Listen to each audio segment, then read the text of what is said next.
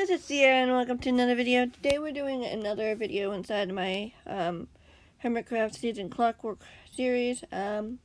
We are once again doing episode 3 and we are on chapter 13. We might be moving on to chapter 14 depending on whether or not we have enough time. Yeah, I'm trying to keep it, like, if it's close to 10 minutes after we're done with this one, I will end it. But, like, I don't want to branch too far just in case, but yeah. Anyway, well, usually, unless I want to leave you on a cliffhanger for some reason, because then you have to come back to find out what happens next.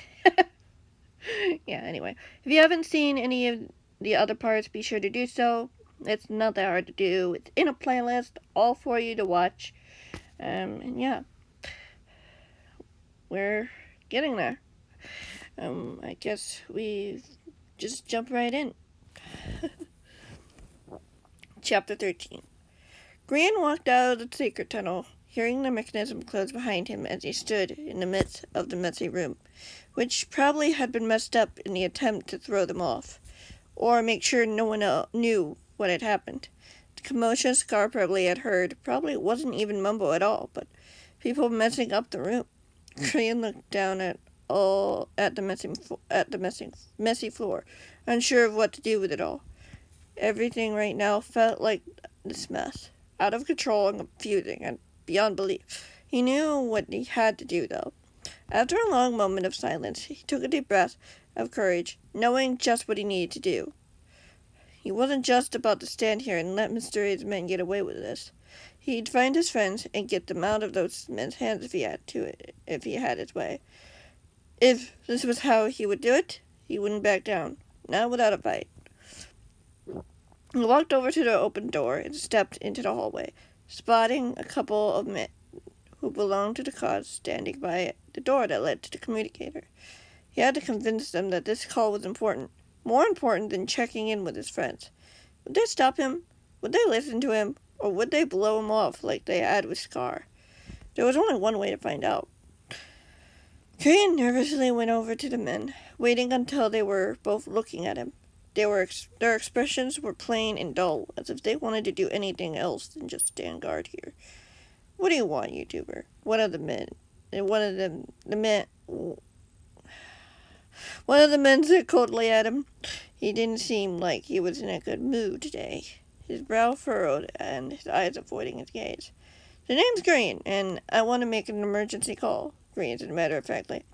"I just saw one of my friends get taken by mysterious men. There's this secret room." "Are you sure you weren't imagining things, or making it all up?" The man sneered. "We don't have time for your little stories." "I'm not telling stories. I'm stating the truth. My friend is in danger, and so is everyone else. We need to—" "There's no need to do anything," the second man said firmly. "Everything is secure, and no one else is complaining at all." "Maybe they can't, because they've been captured. Have you ever thought of that?" Grian demanded. "I need to use a communicator. I'm okay with it being my only call for the day. Just please." "We won't have you spreading rumors to scare people," the first man said coldly. "Now it's just you move along now, or we'll make sure you stay quiet." "I just want to help my friend," Grian admitted quietly. "He's depending on me to get help. I don't want to fail him." "Touching, but doubtful," the man said coldly, grabbing the YouTuber's arm as Grian tried to pull away, startled by just how firmly and quickly the man had a hold of him. "You're coming with me." "No, please, let me go!" Grian shouted loudly, struggling frantically in the hopes his friends would hear him. No doubt they'd come to see what was going on and intervene, right? "Please, this is serious." "So serious, then we'll probably be handling it, not you," the man snapped coldly as he opened a door to one of the bedrooms and shoved him in. Grian tumbled to the floor, scrambling to his feet as the door slammed shut, the YouTuber hearing a click on the lock as he ran over to it and slammed his fist against the wood. "Let me out of here! You can't do this!" Grian shouted urgently, confused and frustrated. Why weren't they listening to him? Why didn't they care that one of his friends were missing? Grian fell helplessly to his knees, trying to push back the tears as questions swarmed his mind. What was he meant to do now? Just give up? Would the men really expect him to do that?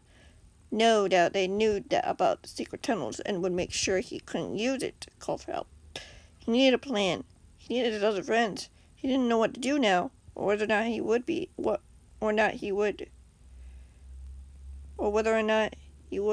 next. I don't know where that's coming from. Time seemed to be going very slowly as he quietly paced around the room, debating whether or not he should risk going through the secret tunnel or on his own.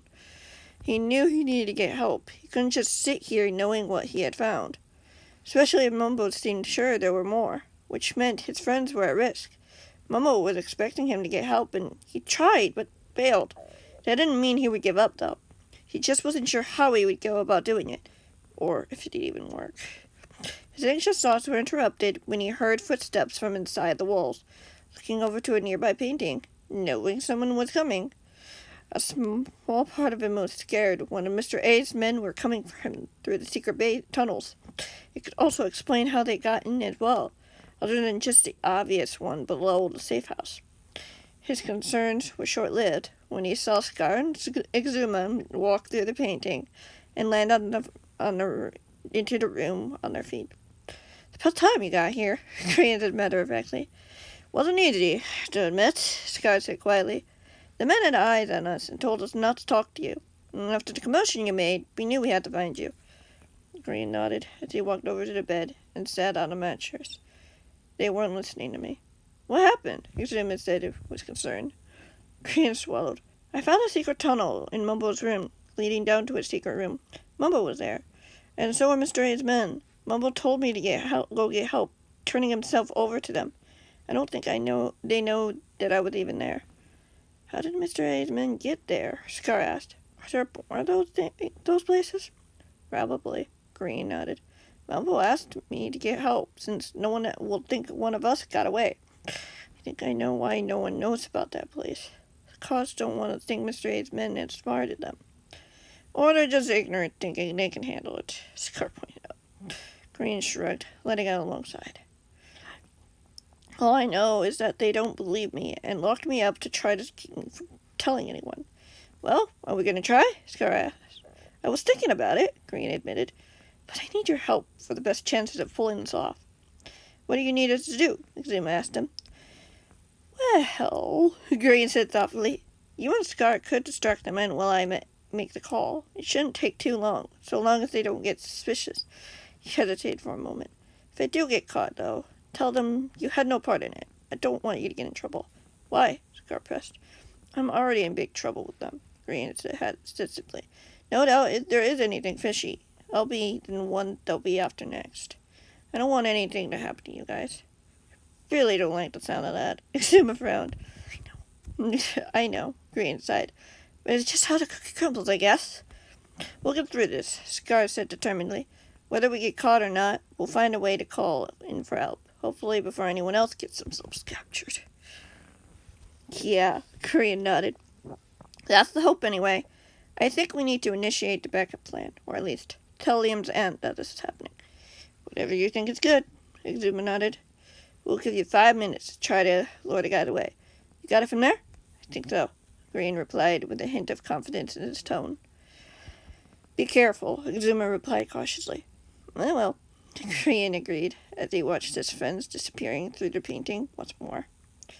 Hope filling him as he smiled. They could do this. They were a team. He was willing to risk everything if it meant his friends would be safe. There was nothing the men could do to take that from him. Chapter 14.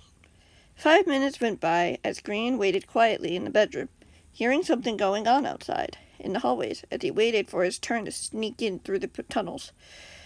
He glanced over at the door nervously, and then over to the secret hidden in the wall. It was about time to act. He knew what he had to do, but he had to be quick about it. He couldn't mess this up. People depended on him. He couldn't let them down. He took a deep breath as he walked over to the secret entrance and slipped through slowly, looking around the dimly lit tunnel, half expecting one of the people in the cause to be there waiting for him. Of course there weren't any. Neither were there any of Mr. A's men, either. Not that he expected that. No doubt if they knew that he'd found their little secret, they'd want to silence him quick. Grian quietly snuck through the tunnel, weaving around until he found the room with the communicator inside. He paused for a moment to listen, hoping no one was in there with the thing. It would ruin the entire mission. He didn't hear anything, though. He jumped down onto the floor. Not into the floor, that would be painful, and glanced around the empty room, which apart from the device looked all too similar to his own, plain and boring. Were these rooms meant to confuse people? If so, it was definitely working. He walked over to the device, pulling out the piece of paper he'd hidden in his pocket as he punched in the coordinates he needed, unable to help but notice his hand was slightly shaking. He was caught now. All of this would be for nothing. He shouldn't be so sneaky when doing things like this. He shouldn't have to trick the cause by using his friends in order to fulfill his promise to Mumbo. A promise he had no choice but to make, and planned to keep. If he could, that was. The thought of someone charging into the room right then was too real as he felt sweat beads on his forehead. He punched in the final numbers and sent the signal through. He was relieved when it connected, almost immediately. "Hello, who's this?" A female voice called through the device. It didn't sound harsh. Maybe slightly tired, but still alert. "Hey, this is Grian," Grian explained himself. I came to make a report about something I found here." "All right, what is it?" she asked politely. "Okay," Grian replied, somewhat surprised. She wasn't throwing any doubt his way, wasn't asking any more than she needed to. She was actually open to listen to him. So he told her everything he could about the secret under the safe house and how there could be more of them out there. He told her where to find it and what had happened when he tried to talk to the others. "They didn't hurt you, did they?" she asked after he explained everything. "No, I don't think my friends would allow that to happen," Grian mused. "Do you feel safe over there, though?" she pressed. "I can always arrange for you three to be moved somewhere better. I think we're good for now, but do you think you can help us find the others?" Grian asked her. "It's safe to say we can try," she stated. "You should probably go before someone finds you, though." "Yeah," Grian nodded, going to disconnect just as the door slammed open, making him jump. "What do you think you're doing here?" the man who entered bellowed angrily. "Nothing!" Grian squeaked as he ran from the secret entrance, only to be tackled by the man. "Let me go, please!" "Who did you call?" the man demanded. "What did you do?" "Nothing! I told no one anything." The YouTuber insisted. The man scowled and shook his head, getting up to turn off the device. "Clearly you did. Against our orders, too." "What are you going to do with me?" Grian asked him quietly as he stood up, tempted to go for the hidden entrance again. "Something I should have done an hour ago," the man growled as he grabbed the YouTuber by the arm. "Come with me." "I'm not going anywhere with you," Grian said defiantly, standing firm, trying to shake the man's grip off him. "Yes, you are," the man said slowly in a dark voice. Unease filled him as he felt himself being pulled toward the door, trying everything he could to pull away. "Scar, come help!" Grian shouted as he was dragged into the hallway, seeing no one in sight. "Everyone went down for a game or two," the man replied. You friends convinced them all to go. They won't be able to hear you." "Let me go, please," Grian begged, as he was dragged down the hallway towards the room he dreaded. They were headed for Mumble's previous room. "Why are you doing this? I thought you were supposed to be helping us." The man shook his head slowly. "Who said we all had to be trustworthy?"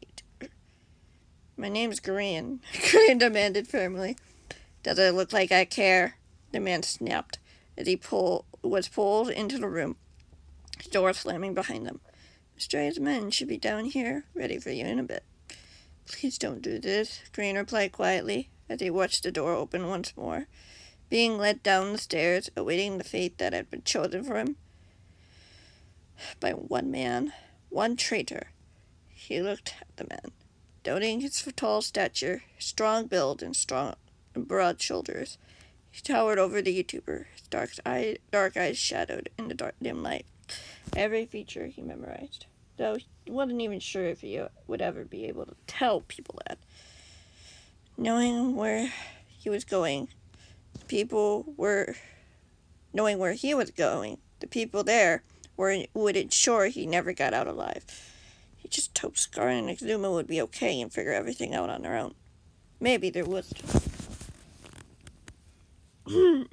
Unfortunately, that's the end of episode 3, which means this is the end of the video. But there are more to come. There are still 2 more episodes to watch. And yeah.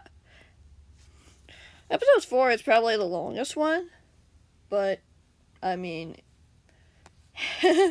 that's totally fine.